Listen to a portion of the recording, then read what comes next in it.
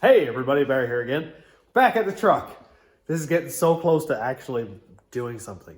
I feel like I say that a lot. I'm always close to making something work and then it goes boom and it just explodes. But today we're doing stuff. I gotta figure this out actually. I haven't figured that out yet. But somebody said smash a socket on there and it should undo. It might work. So anyway, I'll deal with that later. But I gotta cut off the brackets here for this lower control arms. Cut those shock brackets off. I might even just leave them because I don't really care. I'm just leaving this junk.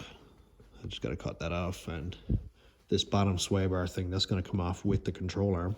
So not too serious. I'll cut all those brackets off and then I can lay my spring perches in place and lay the weight of the truck down on it, rotate the pinion to get my correct pinion angle, tack it, weld it. More progress.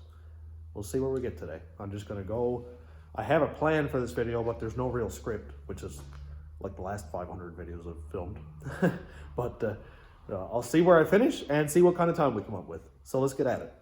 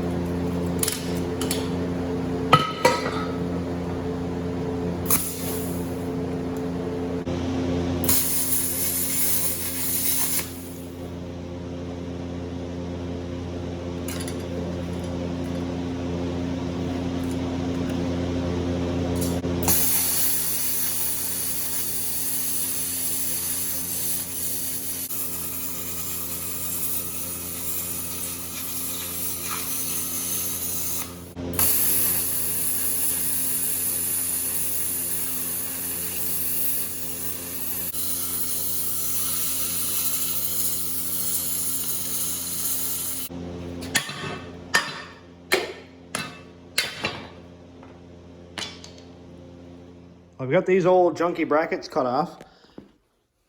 So they're out of the way. I cut them off with the plasma cutter. I put a new tip in it and it looks like it cuts a bit better. And the diff actually looks a lot more sensible now. I might even take the bolts out of this and get rid of these upper control arm pieces here, just to make it a little bit more sensible looking. I'm now going to go measure between this spring perch and that one to see the distance. And see the distance of where they're going to sit here to see if I got to chop off any of this stuff out here, which if I don't have to, I'm not going to mess with. Mainly because I don't have a lot of time, and I will be building a complete diff for this soon when I have more time and when I have more parts. But as for right now, like I said before, temporary. This diff is going in. It's going to do a pile of burnouts, hopefully the weekend. And then if it survives, I'll just keep driving it until I have my other diff built. If it doesn't survive, I've got a Jeep 8.2 diff to put in it. Not ideal, but will work. So yeah, I'm gonna measure this. If I don't have to cut these brackets out, I'm not doing it. They'll stay just like they are. I really don't care. The main reason is because I can't get a plasma cutter in behind the bracket right here because the drum backing plate is in the way. So if it isn't in the way of hitting anything, then I'm not gonna bother with it. For some reason, I feel like it may work, but it's going to be very close. And before I go too far into this, I just want to have a little quick discussion. Let me know how you guys feel about the new layout of videos that I'm doing. More of a work and a little bit of explaining and going back and doing some more work, but all real time. I haven't done any time lapse now in a little while, and I did enjoy doing the time lapse, and I like seeing the work done in sort of like fast motion and all that. But I'm absolutely horrible at picking music. And I've had people comment and say, man, the music's giving me a headache, or it's too fast, or it's too slow. And, you know, I don't want to ruin the quality of video because I picked one royalty-free music and just jammed it on there because I suck at it. So, yeah, I kind of like, I'm kind of indifferent, I should say, that in this style of video. But let me know what you think. If you got any suggestions, if you suggest some different types of music that I can use that's also royalty free, so that I can make my $200 a month or whatever I make on this now. If they take that away from me, I literally cannot afford to build this thing. So, you know, let me know what you think. If I need upgrade some things, I already know I need a mic. We were looking at them today, lapel mic, and I'm just trying to find one that isn't like this big, that goes right here, the size of my head. So I'll figure that out. But back to it. I'm here about to measure the width of the diff, and then I was like, where's my tape? Oh, there it is.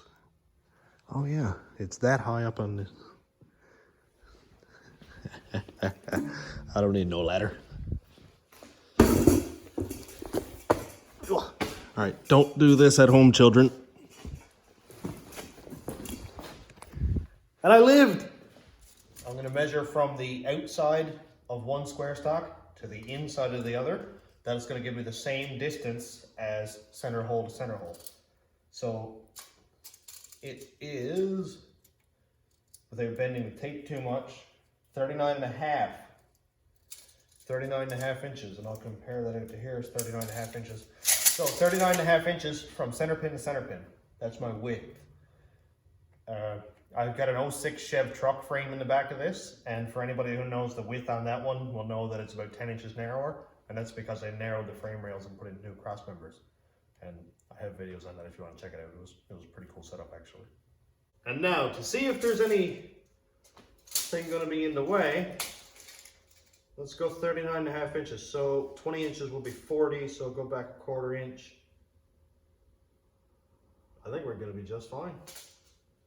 We're looking at a couple inches away from, actually the best way for me to do this is to measure the distance between these brackets right here. Which is not going to be ridiculously easy either. 45.5 inches between these shock brackets, and I only need 39.5. So we're going to be just fine. I don't have to touch any of this stuff. And it's not in the way of my tires, obviously. It's not in the way of anything else. And I might just pull these off because they look ugly, but yeah, it will work. So I'm going to go and grind off the spots right here so that I can weld my perches on. And there's a lot of gear oil in here now, so I'm sure that it's contaminated. So I'm going to grind that off really, really good. Cool. That's much cleaner. I got most of the contaminants out that I can get out. That looks pretty clean. And I also ground down the edges over here and this, and I'm leaving the ribs in there for strength. I mean, maybe because I don't want to spend all night grinding that down and ruin a whole, you know, grinder wheel. But these are ready to go. These, you can see that my hole is offset here, so the rear end moves ahead, and you can see that these are covered up. And my center pin won't work right here, so I'm going to have to drill a hole in this. And then after I get that done, I can line it up, weld it right into place, and then I'm ready to go. I'm going to weld this on first so that I can lay this whole thing onto the rear end like this, and then lay my springs right down on it, set the pinion height over here, and then weld it fully. So it's going to be kind of tight, but I'll still be able to get at it no problem and weld it all together. Let's see if any of this is going to come off. Oh, wrong way. Oh, wow. I did not expect that. That was almost worth the 5 minutes to take it off.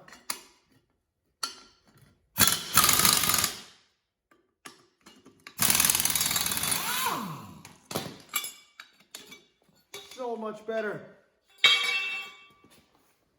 So I think the easiest way for me to do this anyway is to find the center of here and center this pin up with it.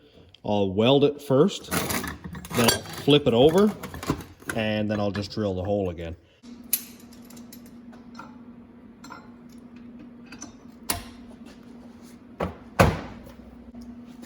So I'm going to square this up and make sure that it's completely square and centered. And it was perfect but then I knocked it off with the vice grips. So I'm just trying to get this thing squared up because I don't want it to be off a 1/4 inch and then my wheelbase be off on each side, because that would be not ideal. Yep.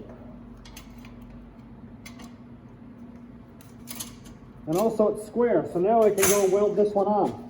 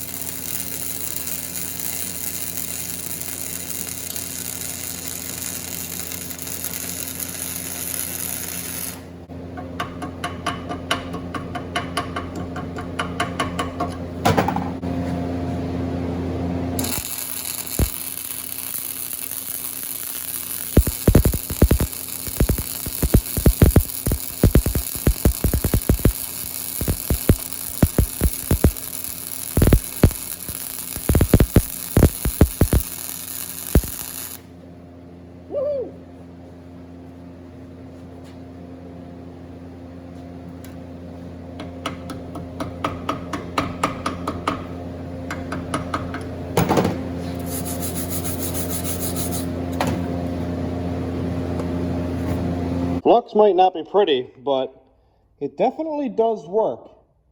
And I've got a spot right here that's a little bit low where I started the weld off the tack, and a little tiny bit of porosity there in my flux, but it actually doesn't look horrible. And here's what it looks like with the flux left on it. And I'm kind of echoey because I got my mask left on. Let's beat this flux off.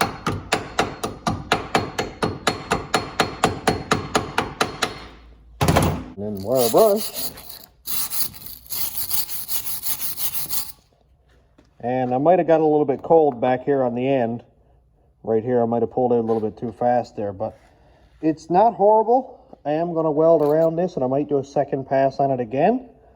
But this is pretty much the best of my ability. They don't call me the Flux Ninja for nothing. I literally called myself that. Don't let anybody fool you. Getting somewhere. I forgot to video before I turned it around, and it's way too hot to touch, so I'm not touching it. But welds. Welds and welds and welds. Doesn't look great. I'm not a great welder. Obviously, you or your uncle or somebody is a better welder than me, but I don't care. I weld, it sticks. It does just fine. Yeah, so I'm going to go weld that more. This one here, I had to kind of put another weld right on top there and start halfway down because this thing keeps tripping breakers. I can do one full stringer when it's dead cold and another half of one, and then it trips a breaker, which is annoying. So I'm going to let that cool down for a bit, and I'm going to drill this hole. Then I will go ahead, do the same thing with this one, and then I will drill the hole in that one. And then we can at least get it down on its feet and see what the wheelbase looks like, and then set the pinion angle.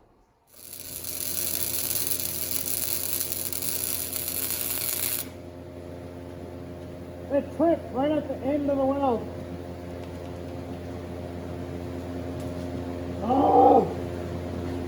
I got to finish the weld, but man, that is super annoying.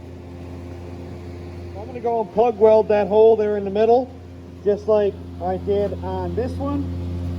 And it's kind of dirty looking, but there you go, that looks better. So that's where I plug welded the center, and that's good to go.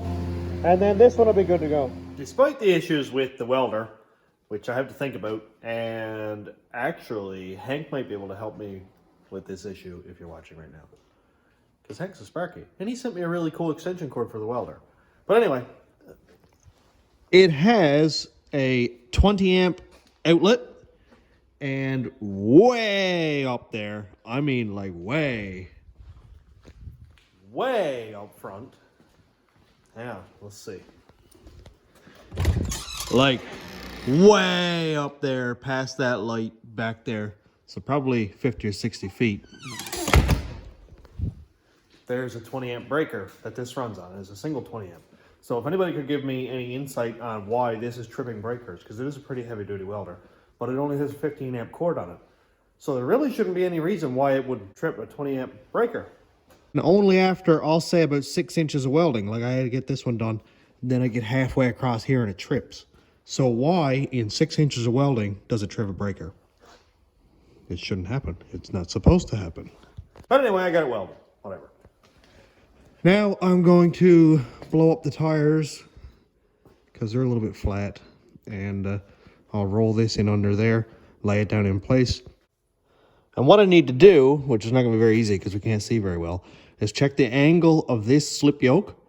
And I think it's at 0 degrees, but I can't say for 100% sure. So I'm going to have to measure that somewhere. I cannot remember where I did it last time. Anyway, but I got to figure that out. And that way I can make my pinion angle, which will be right here, the same. Easy peasy.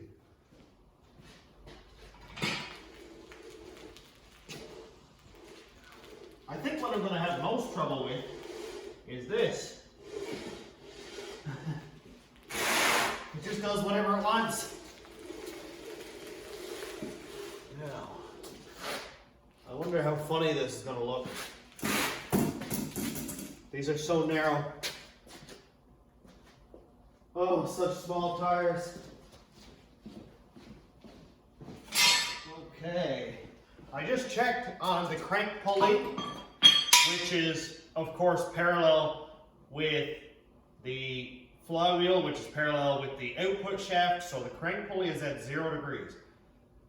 So I know that I can measure off of that to match my pinion. If there's any angle difference in the crank pulley and the output shaft, then something's really messed up. So I am going to go by that. That'll work. Ow. Drive shaft. Hello, drive shaft. You're in the way. I'm just going to put this down enough to get a good look at it. See where we need to go. I imagine it's going to have to go forward by the looks of where it is now.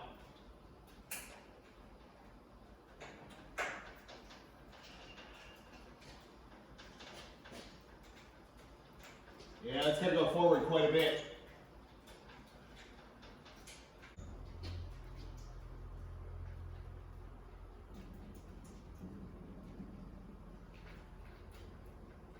It's sort of down there. It's going to have to come back a nice bit. I just got it kind of angled in there around. And it's going to give me a pain, so I'll check back in a second when I get it a little bit more mocked up. It's going to be a bit of a crude angle here because I've only got so much room and so much light. But if I can get this to go up there, ow, that one to go there, I should be able to put some weight on it and rotate my pinion back with the weight on it. It should pretty much stay. And after I get the weight put on it, oh, that's one, then I can set up the pinion height and the width across this way, because I think it's off a little bit anyway. This side is lower. And oh wow, just sat right in place. How cool is that? How cool is that?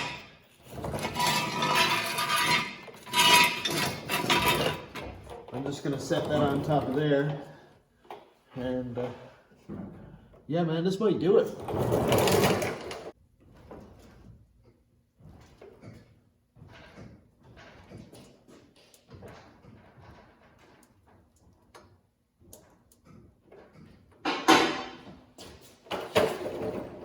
Okay, so as of right now, all the weight is on the wheels, front and back.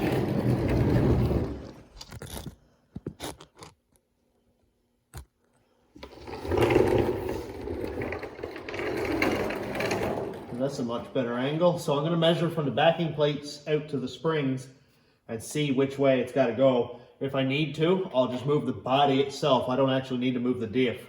I can just kind of shiver the body over a little bit. So let's see what we have here. Backing plate bolt out to the outside of my spring perch is 6 1/4 inches. Now that's the bolt that's in the back of the backing plate. That's a nice fixed place that's not going to be moving around on me.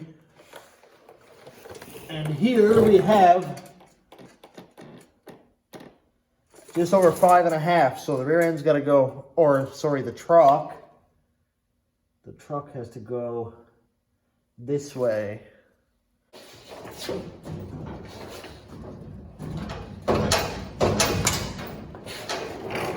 Probably not very likely. Not really. So that is actually, I might have moved a little bit. It's 5 5/8.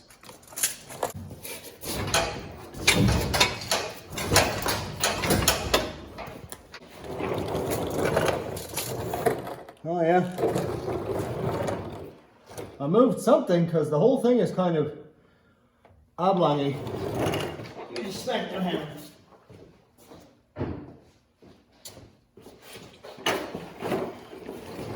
Man, this is hard work.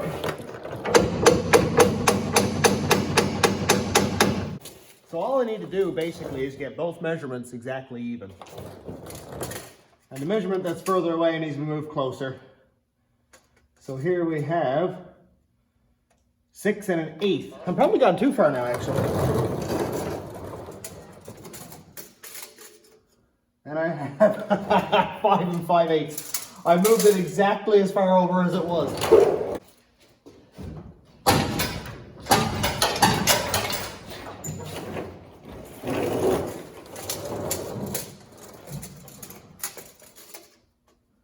So here we've got 5 7/8.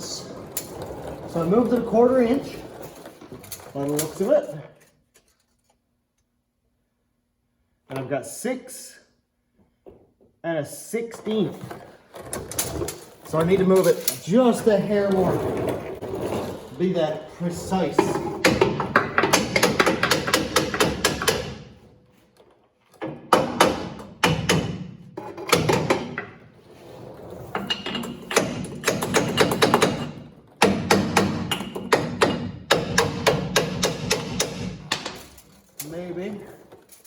Maybe not.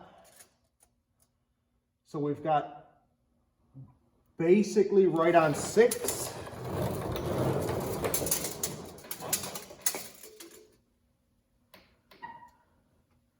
I'm pretty much right on 6 there also.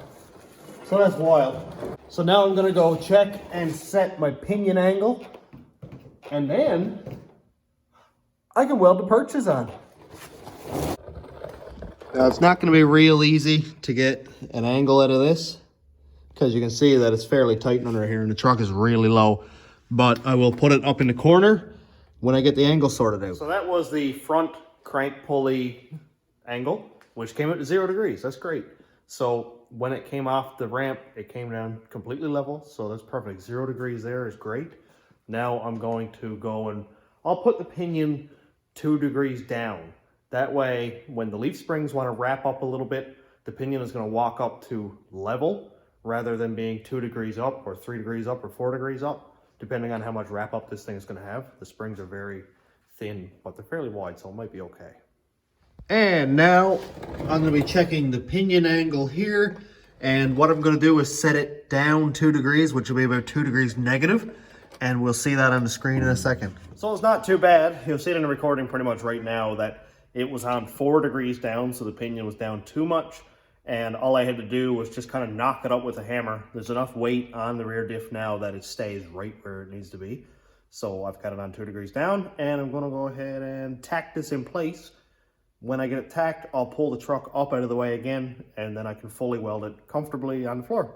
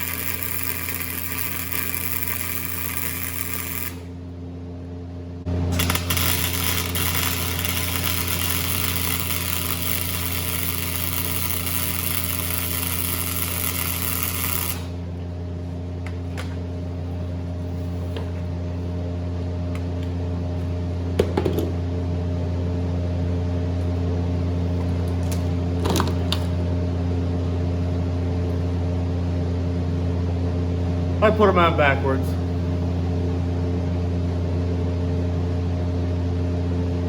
Nah, I'm just messing with it. Well, let's take a look at this thing. It is tacked together, laid down on its own weight. The ramps are in under it, or the legs, but they're not actually supporting any of the weight. So let's see. I hate how much I actually don't hate those wheels. They're so ugly, but I like them. But they're not mine, they're Matt's. Anyway, so it looks decent here. We got a gap there, but it's a small tire. I'm gonna have a bigger tire on it. And one thing I noticed is that my gap this way between the tire and the fender, just take notice of that, is further in on this side. And it's not because my rear end isn't square with the frame, it's because my bed isn't square with the frame anymore. After it kicked the tire out and under right here, I think it twisted the bed, because my wheel gap on each side was always good, but this side is driven really bad. It's driven one way or the other, and I think it's gone in. You can see right here that there's a really big crease. You can see here that the body line tips down right here a lot. This is all squat. Everything here, it actually tore the metal here. You can see that, it tore it right away. And inside, it actually sort of crushed in my side that I put in. And you can see that down there. It crushed it up really bad. Like, this is supposed to be vertical, and it's drove right in there really, really bad, which kills me because I only did this a couple of weeks ago. So it's not doing so hot, but it will work. It'll get me moving. I'll try to ply that out the best I can, pry on it, pull on it, cut, weld, whatever I have to do, because I don't want it to look dumb. It's bad enough that those wheels are really, really narrow and they sink in a lot in the fenders. But I have a thought on that also. I've got these 275s, which are right here, but these were brand new and they're like 300 bucks each. You know, they're new. I've only got 400 kilometers on them. And we're planning on doing burnouts out at Brendan's Memorial Car Meet. I don't want to burn those tires off, so I do have a set of two 95 50-15s. That is a big, wide tire. I don't know how well it's going to fit on that rim, but it's better than using that. I don't want to drive gander on that. The tire is pretty rough. What is this anyway? This is a 235 60-15. That's a 235. Yeah, we're gonna add 60 onto that. I'll try it. I don't really care. I'll try it. I'll bring it to Campbellton, throw it on the tire machine, put a tire on the rim, bolt it back onto here, see if it fits. If it fits, it shoots. So I am going to finish it up here because I am doing work every couple days on this, and I want to keep videos coming out every 3-4 days, so I want to keep it consistent. And that means a video every time I film, then that's it. Or every time I work on the truck, that's kind of part of it. I want to just keep everything consistent and everybody having a good time and all that fun stuff. And I like keeping these videos up to date. So thanks for checking out the channel. And thanks to my YouTube members and patrons. If you want to check out my Patreon, it's patreon.com/stationroadratrods. My YouTube members link is down here. And also check out my Teespring. It is actually right at the bottom also. It's got a merch shelf on the go. So that's pretty cool. Check it out. Hoodies and shirts and all that fun stuff. And that'll help support the channel a little bit more. And buy more stuff for this thing that I keep breaking. So thanks for watching. Have a great day, everybody.